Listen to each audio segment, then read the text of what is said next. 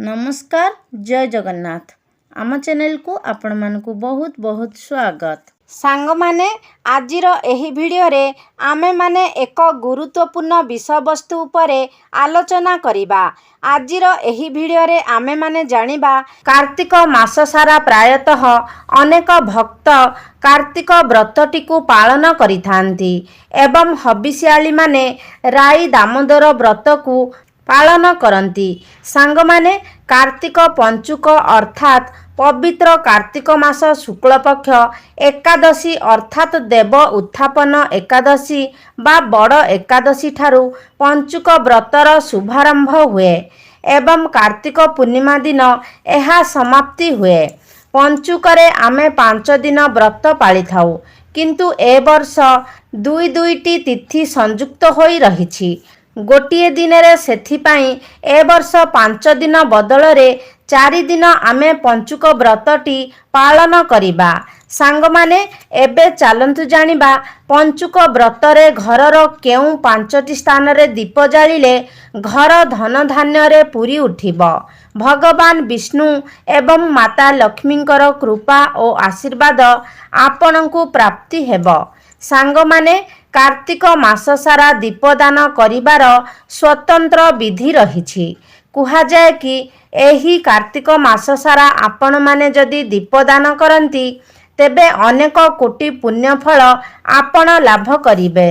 सांग माने कार्तिक अमावास्या अर्थात दीपावली अमावास्या रे मध्य दीपदानर अनेक महत्व रही थाए। माँ काली एवं सर्व देवादेवी को आह्वान करी आमे काली पूजारे दीप जाली थाउ। एही दीपदान करिबा द्वारा मनुष्यर अंतः कणरे जेउ अज्ञान अंधकार एवं तमसार भाव थाए ताहा दीप जालिबा द्वारा दूरीभूत होइथाए।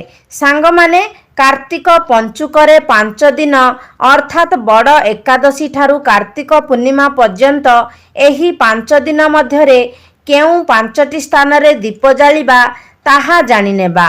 ए सबु विषय रे जानिबा पाई वीडियोटी को स्किप न करी शेष पर्यंत निहाती देखंतु एवं चैनलटी को सब्सक्राइब करी कमेंट बॉक्स रे श्रद्धा और भक्तिर सह जय माँ लक्ष्मी निश्चय लिखंतु। सांग माने प्रथम स्थान हेउछि आपणक ठाकुर घर। कारण पूजा घरे प्रत्यह पूजा करिबा द्वारा आपणक गृहरु सकारात्मक ऊर्जा सृष्टि हुए जहा आम गृहर भीतर एवं बाहरर परिवेश को शुद्ध करि थाए। ता सहित आम धन प्राण एवं हृदय को मध्य पवित्र करि थाए। तेणु करी आम हिंदू सनातन धर्म रे प्रतिदिन पूजा पाठ करिबार स्वतंत्र विधि रहिछि। तेणु आपण जेउ दिन ठारू पंचुक व्रत आरंभ करिवे अर्थात बड़ एकादशी दिन आपण ठाकुर घरे निश्चय गोटिए दीप जलांतु। सांग माने कार्तिक शुक्ल एकादशी बा देव उत्थापन एकादशी दिन श्रीहरि निद्रारु जाग्रत होइथांती। तांकु निद्रारु जाग्रत करिबा पई भक्त माने नानादी प्रकारर स्तुति श्लोक आदि गान करी तांकु निद्रारु जाग्रत करंती। तेणु सेही दिन बड़ एकादशी पालन करा जाए एवं सेही दिन ठारू पंचुक व्रतर मध्य शुभारंभ हुए।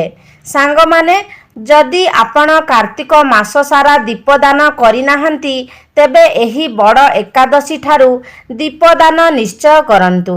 एही दिन ब्रह्म मुहूर्तरु उठी ब्रह्म स्नान सारी देवालय को जाई मंगल आलती दर्शन करिबा अत्यंत शुभ होइथाए।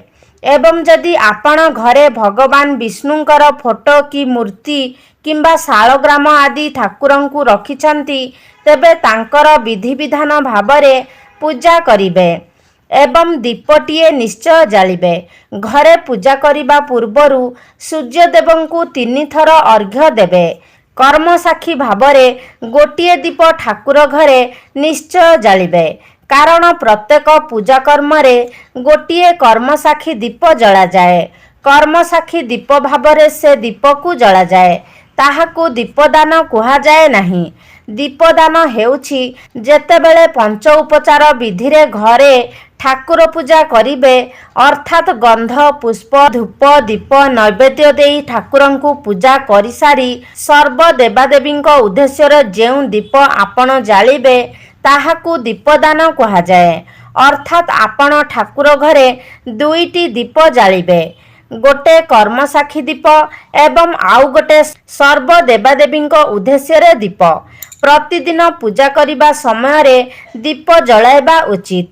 किछि किछि लोक थांती प्रतिदिन दीप न जलाई धूप जलाई पूजा करिथांती, किंतु एही पंचुक 5 दिन आपण प्रत्येक दिन ठाकुर घरे दुईटी दीप निश्चय जलांतु। सांग माने पंचुकरे तुलसी पूजार विशेष महत्व रहिछि। कार्तिक मास सारा मध्य विशेष भावरे तुलसी को पूजा करा जाय थाए। कार्तिक मास सारा मध्य विशेष भावरे तुलसी को पूजा करा जाय थाए। सांग माने एही पंचुक 5 दिन आपण तुलसी चौरा मूलरे सकाळ एवं संध्यारे निश्चित गोटिए गुआ घियर दीप जलांतु। सांग माने सर्वदा चेष्टा करिबे ठाकुर घरे तुलसी मूलरे बेलगछ मूलरे घियर दीप जलाइबा पाई। गुआ घियर दीप जलाइले गोटिए आध्यात्मिक ऊर्जा से दीपरु सृष्टि होइथाए, जहा आम गृह को शुद्ध पवित्र करिथाए। तेणु एही पंचुक 5 दिन रे आपण प्रथमे घरर ठाकुर घरे दीप जालिबे, तापरे तुलसी मूलरे एवं तापरे आपणक घर पाखापाखि थिबा बेल गछ कि मालती गछ किंबा अँला गछ मूलरे मध्य गोटिए घियर दीप निश्चित जलाइबे। सांग माने तुलसी मालती एवं अँला एही 3टी वृक्ष को धात्री वृक्ष बोली कहा जाए। एगुड़िक माँ लक्ष्मींकर स्वरूप अटंती। तेणु करी कार्तिक मासरे विशेष भावरे पंचुक व्रतरे आपण एही 3टी वृक्ष को पूजा करिबे। तेणु तुलसी मालती एवं अँला वृक्ष निकटरे पंचुकर 5 दिन सकाळे एवं संध्यारे गोटिए गोटिए घियर दीप निश्चित जलांतु। तृतीय रे आपणक घर पाखापाखि थिबा मंदिर रे आपण दीपदान निश्चय करंतु। आपण मंगल आळती दर्शन करिबा सह पूजा करंतु एवं घियर दीपटिए मध्य मंदिर रे प्रज्वलन करंतु। कारण एही दीपदान कले समस्त प्रकारर पुण्य फल आपण प्राप्त करिबा सह देवी देवतांकर प्रत्यक्ष आशीर्वाद प्राप्त करिबे। चतुर्थ स्थान हेउछि जदि आपणक परिसर रे किंबा तार पाखापाखि बरगछ अश्वस्थ गछ किंबा कदली गछ अछि, से वृक्ष मूलरे मध्य गोटिए गोटिए दीप आपण निश्चय प्रज्वलन करंतु। घियर दीप किंबा तैल दीप मध्य आपण एही वृक्ष मूलरे जलाई पारिबे। सांग माने बर अश्वस्थ कदली आदि वृक्ष को पवित्र वृक्ष माना जाए। तेणु ए वृक्ष निकटरे पंचुकर 5 दिन दीप जालिबाकू अत्यंत शुभ बोली माना जाए। पंचम स्थान हेउछि कौनसी नदी पुष्करणी निकटरे आपण दीपदान निश्चय करंतु। सांग माने तीर्थ नदी मानकरे जल देवतांक उद्देश्य रे एवं सर्व देवतांक उद्देश्य रे कार्तिक मासरे दीपदान करा जाए। तेणु आपण निकटस्थ नदी पोखरी गाड़िया किंबा कूଅ मूलरे मध्य पंचुक 5 दिन सकाळे संध्यारे दीपटिए जलांतु।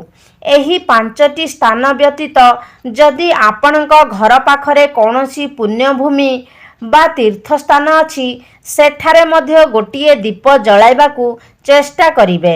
जेपरि जुग मध्यरे सत्य जुग सर्वश्रेष्ठ, नदी मध्यरे गंगा नदी, सेहीपरि मास मध्यरे कार्तिक मास हेउछि धर्मर मास, पुण्यर मास एवं श्रेष्ठ मास। तेणु एही मासरे निश्चित दीपदान करंतु। मास सारा न हेले मध्य पंचुकर 5 दिन आपण निष्ठार सह दीपदान करंतु। भक्ति और निष्ठार सह लक्ष्मी नारायण को पूजा करंतु, ब्रह्म स्नान करंतु एवं सूर्य को अर्घ्य प्रदान करंतु। ଏହା ସହିତ ଆପଣ ତାମସିକ ଭୋଜନ ଯଥା ମାଛ ମାଂସ ମଦ ଏବଂ ପିଆଜ ରସୁଣଙ୍କୁ ଖାଆନ୍ତୁ ନାହିଁ ଏବଂ ନିଷ୍ଠାର ସହ 5 ଦିନ ପଞ୍ଚୁକ ବ୍ରତ ପାଳନ କରନ୍ତୁ। ତ ସାଙ୍ଗମାନେ, ଆଶା କରୁଛି ଆଜିର ଭିଡ଼ିଓଟି ଆପଣମାନଙ୍କୁ ନିଶ୍ଚିତ ଭାବରେ ଭଲ ଲାଗିଥିବ। ଯଦି ଭଲ ଲାଗିଛି ତାହେଲେ ଲାଇକ୍ କରନ୍ତୁ, ସେୟାର କରନ୍ତୁ। ଆମ ଚ୍ୟାନେଲକୁ ଯଦି ସବସ୍କ୍ରାଇବ୍ କରିନାହାନ୍ତି ତାହେଲେ ସବସ୍କ୍ରାଇବ୍ କରିଦିଅନ୍ତୁ। ସର୍ବେ ଭବନ୍ତୁ ସୁଖିନଃ। ଧନ୍ୟବାଦ।